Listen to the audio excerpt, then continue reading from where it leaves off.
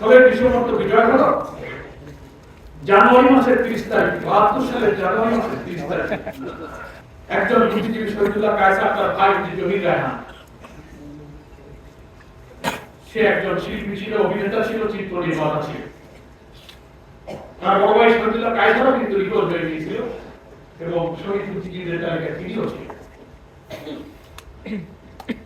তিনি ফোন করেন, খবর পেলেন 30 জানুয়ারি 72 সালে তিনি ছুটে গেলেন।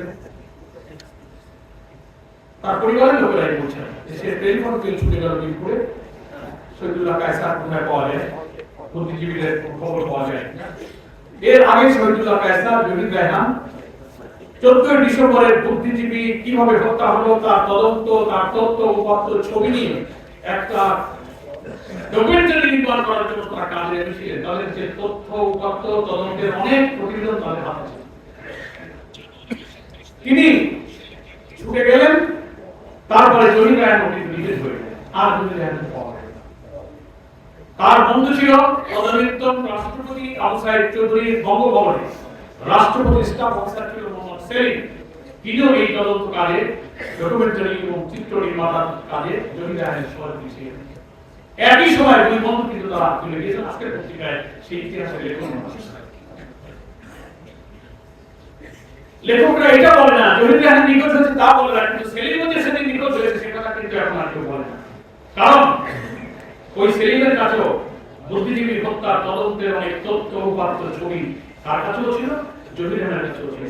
এদেরকে যদি জীবিত পাওয়া যেত তাহলে ভারতীয় সেনারা সেদিন বুদ্ধিজীবী বেছে বেছে কিভাবে হত্যা করেছিল তার প্রামাণ্য অনেক ছবি, চিত্র, প্রমাণ এই জাতি কিন্তু জানতে পারে। সেজন্য এটাই আশঙ্কা করা হয়েছে যে জহির রায়হানকেও 14 ডিসেম্বর তো আগে চলে গেল, জানুয়ারি 30 তারিখে 1.5 মাস পর জহির রায়হান আবার নিখোঁজ হয়ে গেল।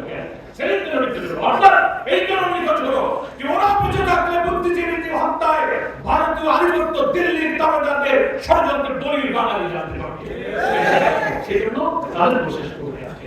আর বলি সেই বঙ্গভবনে সেলিম তিনি সেখানে বসবাস করতেন। বুদ্ধিজীবীর হত্যার তদন্ত, সংশ্লিষ্ট প্রতিবেদন, কাজ, কর্ম, চিত্র নির্মাতাদের ডকুমেন্ট যা কিছু সব তার স্ত্রী এবং তার মা তদন্ত করে নিয়েছে। সেখানেও পাওয়া যায়নি।